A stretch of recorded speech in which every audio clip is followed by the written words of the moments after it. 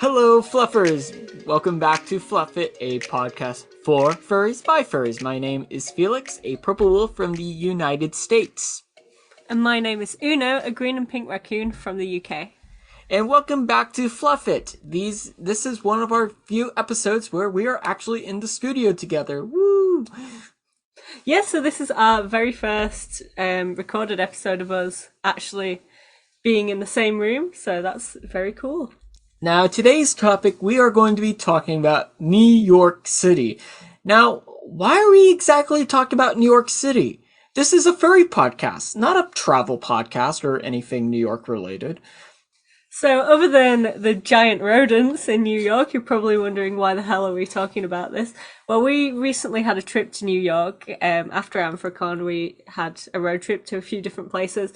New York was one of the kind of major stops. And we had some very interesting sights that we've seen that we would like to talk about today. Yes, so we are going to be talking about two things that I think, while they're not furry related, I think they would be very insightful to get furry opinions about and just to talk about as furries. And those two things are Broadway and then the New York City Times Square mascots. Oh dear, they make me... How's this not a Halloween episode? I'm getting really scared already.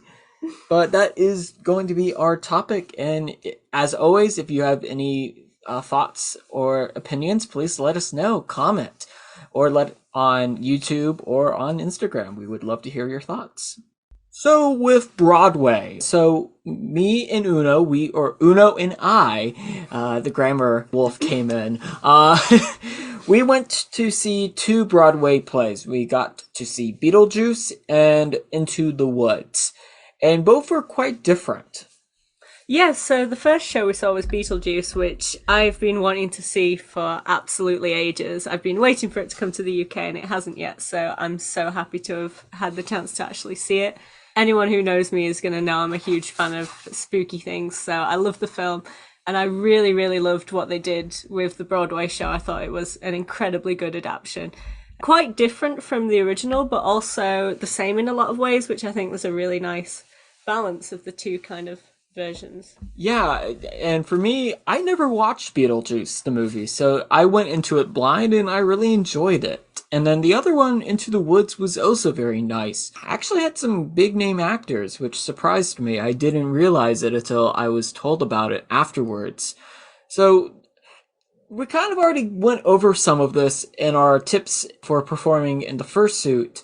But I thought that there was quite a bit with the Broadway plays that we saw that we could talk about with this performing in general in fursuit. I completely agree. So, I mean, obviously with the Broadway plays, the characters or the actors weren't in fursuits because they're mostly human characters. But I did think there were some particular characters that stood out to me as being very expressive and very energetic with their performances. One being Beetlejuice himself. I think he was a really good example of kind of, I don't really know how to describe it, but sort of like big acting. So he was very energetic, very like out there. And another example I thought was really good was the cow in Into the Woods. Oh, yes. And that was a, like, barely any speaking role. So, Into the Woods, the cow is occasionally different based by each show. So this one was a puppet that was commanded by an actor who kind of took control of the cow puppet, and he was absolutely hilarious and amazing. There's a point where the witch, like, it's like with the cow trying to resurrect it, it's like, you. She points to like the other side of the stage, does the finger like notion, come here. The guy like comes and it's like deep breaths, like rolls his eyes, and then like very energetically, vigorously resurrect the cow, and then he like took the cow from someone when he came back on stage very expressively, and he was able to use the cow puppet to have so many different expressions just through movement. I thought this was great for both the cow and Beetlejuice, as one observation I made was a ton of these actors moved a lot around the stage. I think this is one thing that shows confidence and this energy is being able to control the stage, either if that is a literal stage or at a furry convention or a fur meet where you are interacting with people. Yeah, and to sort of add on to that, another thing that I picked up on during Beetlejuice was that there's a lot of scenes in that show where you've got a lot of characters on stage at one time. So a lot of actors will be on stage at once.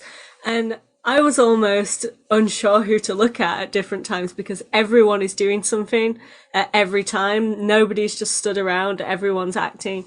And it was like just amazing seeing how even the characters who are kind of put to the back for a little bit are still doing something or making some kind of expression.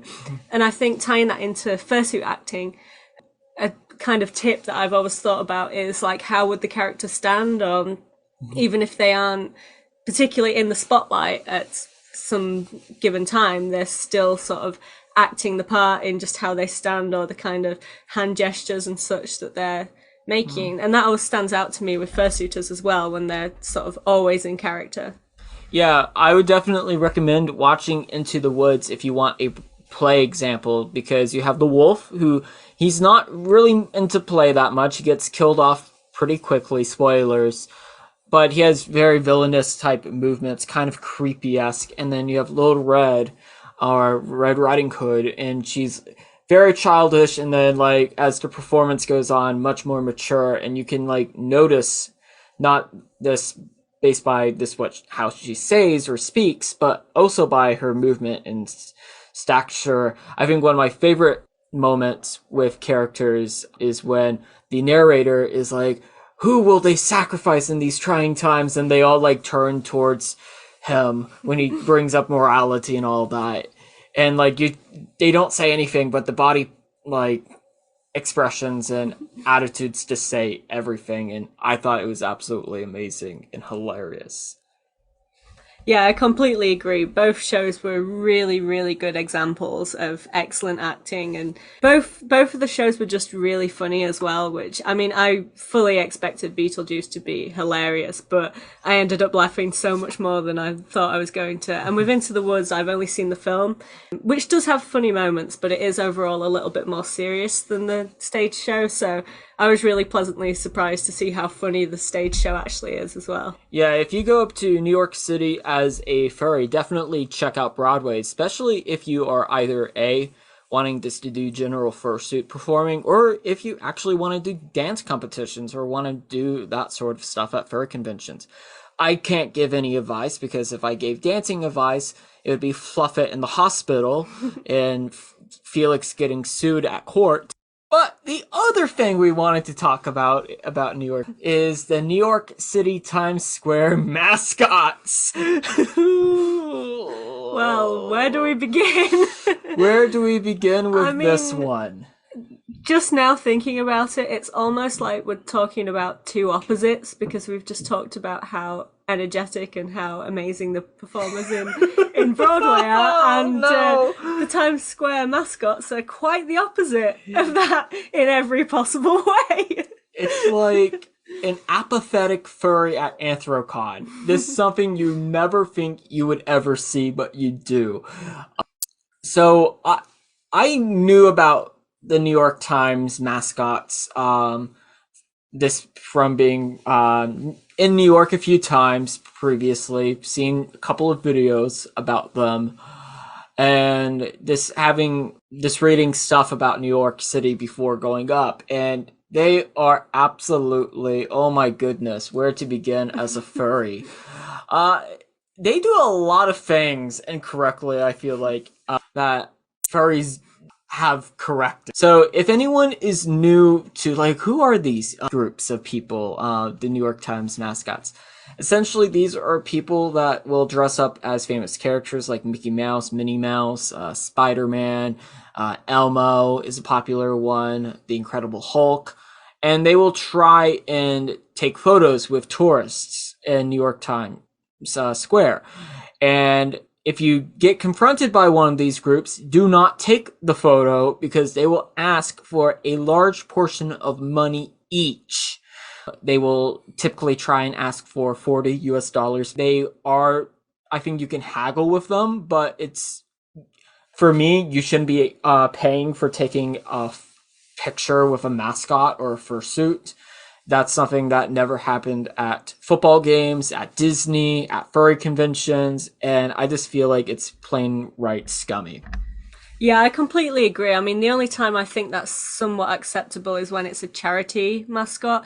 But even then, it's usually not obliged. And also, these people or mascots, they can get very kind of aggressive Yes. or just very pushy. So, what I saw a lot of, I think I saw it a couple of times in person, and I've definitely heard a lot online, is that they'll allow you to take a photo with them and not tell you beforehand that it's going to cost. I mean, at least if they said to you, oh, it's however much for a photo, and then you could either decline or decide to do it, that wouldn't be so bad. But it's more so the fact that they'll let you take the picture, and then pretty much immediately after they'll be asking for money, and whoever's taken the picture with them might not be expecting that, and they might not really be wanting to spend that much because it's definitely not cheap. Yeah, there's like reports where people have been like scammed like 200 something US dollars. And I think the big challenge with this is they call it pack hunting. So there were like at least four Minnie Mouses that day in New York Times Square that we were looking from the bar from above. And those same characters will get into the photo without even asking to be a part of it. They will photobomb and they will expect to get paid for photobombing too, which for me, that's just kind of like, as a furry, that just makes me like vividly red. Because that would be like if Uno was taking a photo with someone and I photobombed it, I'm like, pay up Yeah. now. People would be like, Felix is so uncool. And the other thing that they do that just absolutely drives me nuts, you're hearing a little bit of an angry Felix today, is they do not wear their heads until except when they take the photos. And like at furry conventions, I'm someone who isn't bothered by that much because furries can be it's super hot to be in a fursuit. Just coming out of Anthrocon and being stuck in that room waiting for the parade for an hour, that was extremely difficult to keep that head on like most of the time. But just them like throwing it around, like slinging it everywhere they go, it just doesn't seem like that they care that much about the performance, and this having that head, that ugly human face show, this ruins the experience, I feel like. I completely agree. So, I mean, to begin with, the costumes are bad. They're badly made, cheap rip-off costumes. But I mean, even that would be excusable if they were like better acting. But yeah, showed minimal effort. Exactly, like what you've just said. I mean, they were at one point. I noticed them like waving at people with the heads off, and like beckoning people over to take photos. And it's like, come on, like this is just somebody in a very stupid looking outfit. They haven't even got the actual head on. So obviously, I mean, again, like what you said, I'm not too strict on like, oh, everyone should stay in costume at all times, because it does get hot and you do need to take breaks. But I think when you're out in the middle of Times Square trying to get paid for being a character, at least put some effort into acting like a cartoon character and interacting with the kids and the general public. Like, at least make it a fun experience, because it really isn't. Yeah, I mean, the bad thing is it's supposed to be a fun experience, but then their greed and their apathy towards like the performance just makes it extremely stressful. And there's probably been a few families where that has ruined their trip, getting hassled by four Minnie Mouses, five Elmos, and who knows what else. And I mean, as a furry, like, it makes me very sad, but it also makes me happy in a way because this shows how much passion and how generous furries are. Yeah, I completely agree. I mean, I've been out on fur meets and I've had people try to offer me payment for taking pictures. I mean, they probably assumed it was a charity or something, but I would never accept money from strangers for a photo because I mean, if I'm out at a Fermi or fursuiting in public, it's for fun. It's to make people smile and it's for my own enjoyment. And pretty much every furry I've ever met who's into public fursuiting, like no one ever expects any kind of money for anything at all. So it really does show how much passion furries have for performing and being in costume, because we really don't do it for any other reason than the fun of it. Yeah, we don't get paid for it. We don't hassle people over it. I mean, it's just something that we absolutely love doing. And that's something that, like, I mean, I've always been extremely appreciative of that culture and how furries do it, but it just made me even more appreciative after seeing this kind of the scumminess of the Minnie Mouses, the Marios. I mean, and like Luigi was shorter than Mario. Not okay, rant over. But it's just like it just drives me absolutely like bonkers and confusing for me that people would try and like it's seen as a hassle, not as something fun. So if you do go to New York Times or New York City, they are generally only in Times Square. New York City has actually passed a bunch of laws in the last few years to limit their power and their ability to hassle. They're constantly watched now by police officers since there's been tons of issues. I mean, there's one recently with Batman screaming and cursing at people. And if they do confront you while you are there, just don't like give eye contact, just walk away and you can say no. And if you do have a photo or if you are taking photos and they do confront you, even if you're not taking photos of them, that those are your images and they do not own anything about them. So you do not have to pay them whatsoever as someone who's just doing photography coming from someone from the photography industry. So I think it's incredibly important to talk about this because this is common across big cities. So London has it a little bit, if I'm correct. A little bit. They do very much seem to have tightened up on it in London.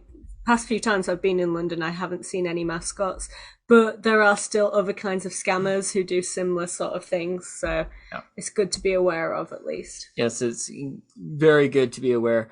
And it happens other places. And just remember that you ultimately have the power and don't let them intimidate you as much as they will try and guilt trip you or whatever. I mean, they will do some really uncomfortable things such as like putting their arms around you, like try and like ask for your name. They will really try and act friendly. Just don't give in to the two faces because I don't really want to be confronted by someone, a human face and then a Mickey Mouse face above in Times Square. Yeah, but that is essentially kind of all we wanted to talk about on today on Fluff It. So thank you so much for coming on and listening to us talk about New York City. Yeah, thanks for listening today. I really had fun talking about this. I had a great time in New York, despite the mascots. Luckily, we weren't personally affected by them, so they were more of entertainment than anything else. Yes. But yeah, it is a really great city. I mean, if you're interested, I highly recommend visiting. Just be prepared for scammers and don't give in to them, like Felix said. Oh. But yeah, other than that, that's pretty much what we wanted to talk about.